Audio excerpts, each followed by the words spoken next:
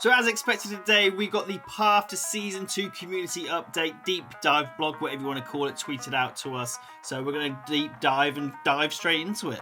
Firstly, crashes and stability remain dedicated to improving the overall stability and performance of our games, including reduced crashes across all platforms and titles. So that would be DMZ Multiplayer and of course Warzone 2 as a whole. And more information will be coming on this in the Season 2 patch notes, which I feel I'll be saying quite a lot during this vlog. Data suggests that some PC players may be experiencing audio issues due to discrepancies in the number of channels they are outputting. We've added an option to force PC to stereo output. Investigation into player reports regarding audio led us to identifying a previously unknown issue impacting occlusion across the games.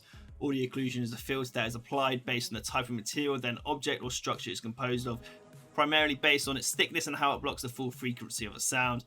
It goes on to say, for example, a wastebasket that was tagged with the incorrect material may have given off the wrong sound when it was behind a wall or something like that. There's a number of UI fixes coming, improved navigation, organisation of the camo menu, more polished social tab, which is a big dub, a new My Bundle screen. I'm guessing that's for when you buy stuff in the store, you can see what you've bought easier. Instant speed of recent players in menu and status refresh of friends, which will also help because I'm guessing that means the amount of times when you're trying to invite a player but it says that they're offline, so you can't invite them, so that will help out a lot. Weapon balance is something that we're always analysing, and we'll be balancing weapons for Season 2 just like any other seasonal or mid-season update. The Gulag, as we know and we've tweeted and talked about in a previous video, 1v1 Gulags will be returning with the launch of Season 2.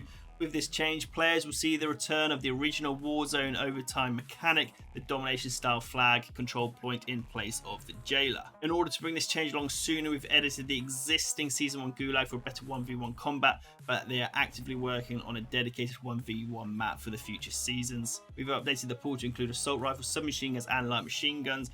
Shotguns have been removed completely from the rotation, while handguns will remain available as secondary weapons. For those leaving the arena victorious, the Gulag will grant a larger cash reward to the players. This change to cash will allow redeploying players to get back on their feet a little bit faster.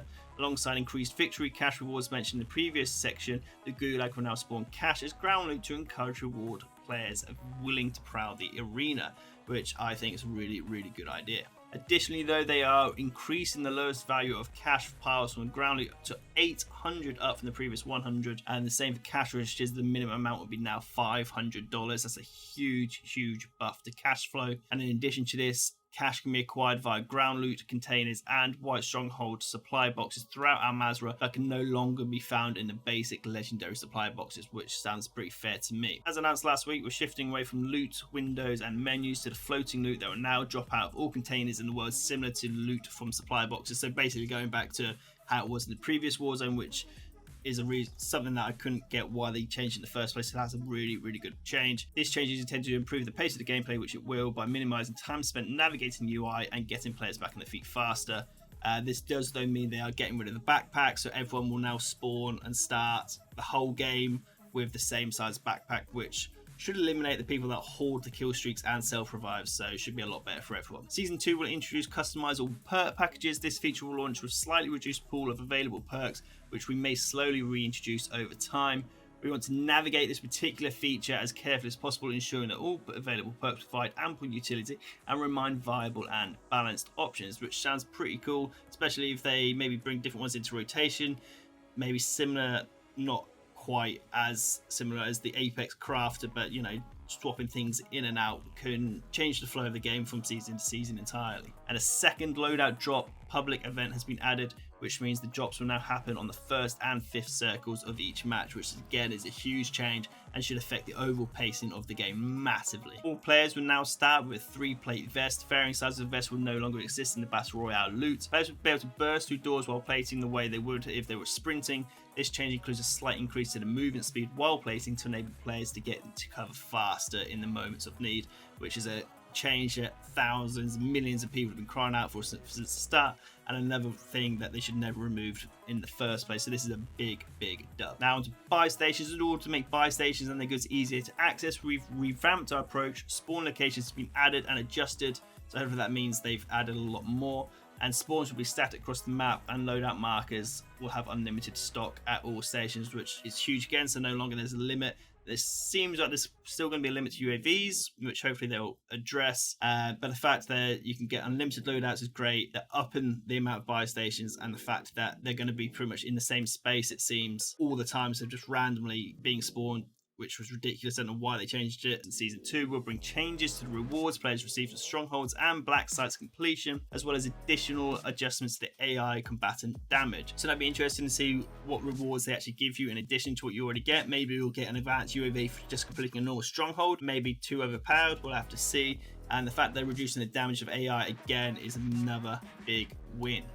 Seasonal refresh is going to be like a wipe. All new missions are coming in Season 2, including a refresh of your current faction mission progress and inventory, contraband and keys. So that's cool. So all your contraband and keys are getting reset completely like a wipe. There's going to be a new exclusion zone similar to Building 21 coming to Season 2 DMZ. New missions that you send across these destinations, including Building 21. We suggest you and your squad gear up for infiltration first. So again, like Building 21, it's going to be a very challenging spot.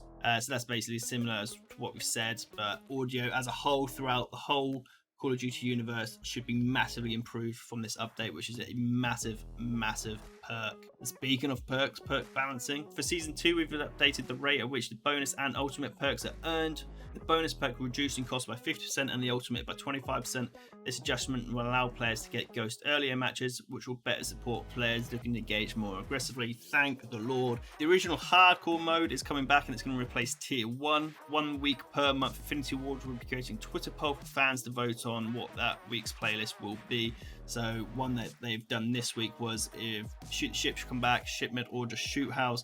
And the poll resulted in Shoot the Ship. So we've got Shoot the Ship at the moment, which is a big win. And then finally, ranked play is coming back to Call of Duty, a deep multiplayer experience done in partnership with Treyarch and the Call of Duty League, and Infinity Ward is coming to Season 2.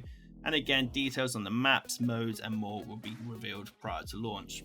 So overall, there's some massive changes coming to Warzone, DMZ, and multiplayer as a whole. But will it be enough to bring you back if you've left already? Let me know in the comments down below. While you're down there, leave a like and subscribe. And as always, I hope you all have a wonderful day.